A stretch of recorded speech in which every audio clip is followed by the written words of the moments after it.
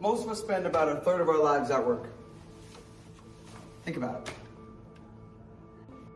A third of our life spent inside a building, around the same people, doing either work that means something to you or doesn't. For millions of people, that time is spent somewhere they were never truly made to feel welcome, where they clock in, contribute just enough, and leave having never been asked what they're truly capable of. What does it actually look like when people are made to truly feel like they belong in an organization? We went looking for the answer. The company is Costco, founded in Seattle in 1983 by Jim Senegal and Jeff Brotman, two retail veterans whose founding philosophy was straightforward: keep costs low, treat people well, and the rest will follow. Today, Costco operates over 900 warehouses worldwide. This is one of the largest retailers on the planet, with over 130 million card-holding members and annual revenues exceeding $249 billion. On paper, it reads like a story about operational efficiency, about buying power, bulk product, and a membership model that locks in loyalty before a customer even walks through the door. That is not why we chose Costco. What really intrigued us was the people's story. Costco puts its employees first, and that shows up in the numbers. The retail industry loses 60% of its workforce every year. Costco's turnover rate after 1 year of employment sits around 6%. That is not a marginal difference. That is an organizational outcome that does not simply happen by accident. Costco's culture promotes from within. Many of its senior executives began as frontline warehouse employees. Its current CEO, Ron Bakers, started in 1982 as a forklift driver. That trajectory, from the warehouse floor to the executive suite, is not an exception at Costco. It is the expectation the organization is built around. Then there is the DEI question, and this is where Costco's position becomes significant.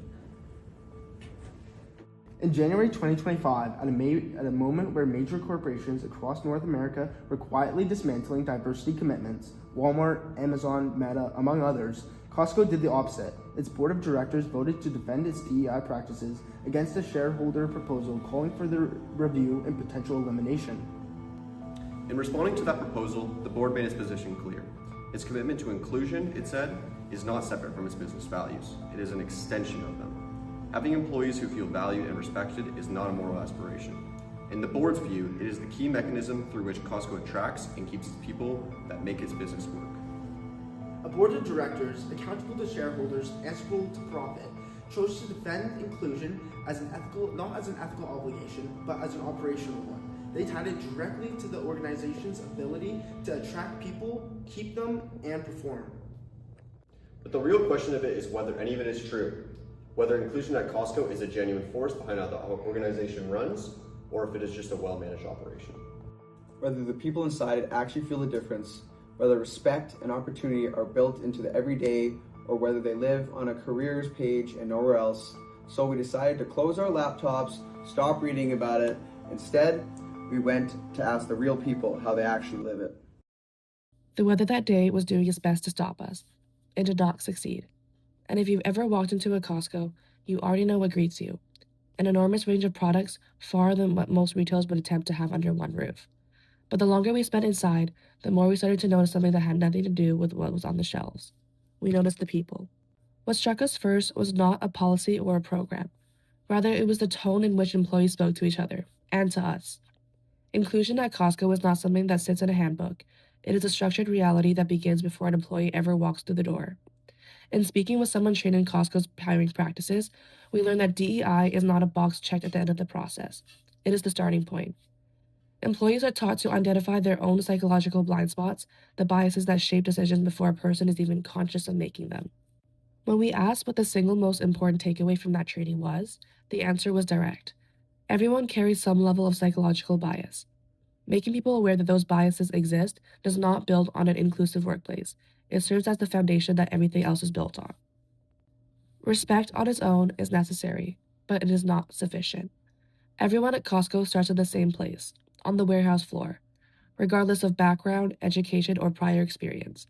An employee can move from boxer to supervisor within 1 to 3 years. Where they come from does not determine the ceiling they can reach. What makes this more than a policy is how it is enforced. Costco uses what is known internally as ACEs in places, a detailed performance tracking program designed to ensure that the right people are in the right roles and that the metrics used to evaluate them are fair.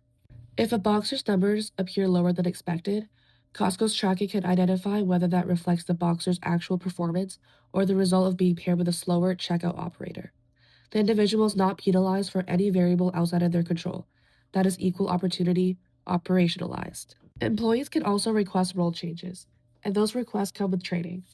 In comparison to many workplace environments, employees described a culture where speaking up feels genuinely accessible, though challenges remain, particularly higher up in the leadership hierarchy.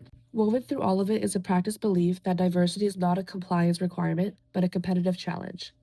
Different people bring different strengths, and at Costco, that is the operational logic behind how teams are built. What we found was not a company using DEI to maintain a public image, but one that has built it into the foundation of how work actually happens. A 6% annual turnover rate in an industry that loses 60% of its workforce every year does not come from good intentions. It comes from a system that earns trust and keeps it. We went into this project thinking about diversity, equity, and inclusion in a service level way. Policy, language, and representation. This is a commitment from the top that filters down through the organization and hopefully lands so meaningful. We came out thinking about this differently. Right, Costco showed us the difference between having DEI programs and weaving DEI practices into every aspect of how an organization actually operates. Right. Inclusion does not begin with a policy roll. It begins the moment you decide how you are going to bring people in and whether you are willing to look inward before looking out. The single greatest threat to inclusive process is not prejudice, it's habit. Get the foundation wrong and everything built on top of it is compromised. But culture alone is not enough. A workplace where people are treated with dignity, but where the path forward is determined by factors unrelated to performance, is not an inclusive workplace. It's a comfortable one. And comfortable is not the same thing as equitable. What Costco understood is that inclusion has to extend all the way to opportunity. And the only thing that makes opportunity sustainable over time is data. Precise, honest, metrics-based decisions that protect people from being evaluated unfairly, and that holds the organization accountable to the standard it claims to uphold. For future managers, the goal is not only the aspiration to be fair, but the commitment to build systems precise enough to actually deliver. That is what inclusion looks like when it is built into the structure of an organization rather than applied to the surface of one. This is how you build diversity, equity, inclusion into a system that provides real, tangible results. Dr. Wayne Dyer famously said, when you change the way you look at things, the things you look at change. We've been thinking about that a lot. Over the course of this project, our perspective shifted completely. We walked into the Costco warehouse looking for evidence of the DEI programs or proof that what we found on the internet was an operational reality.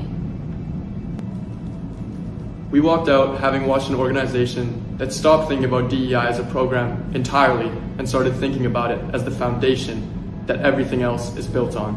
And that shift in perspective changes everything, especially for us as future managers. Instead of asking what makes a qualified candidate, we now know to ask what assumptions are shaping the way that I define qualified.